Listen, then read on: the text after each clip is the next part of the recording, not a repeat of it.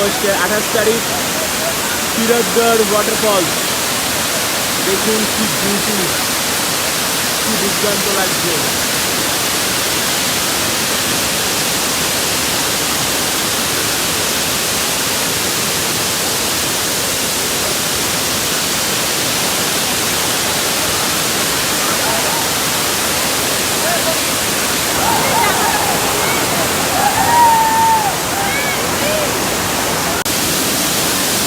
আজকে আমরা এসছি সিরাজগড় ওয়াটারফলসে। অস্বাভাবিক সুন্দর লাগছে।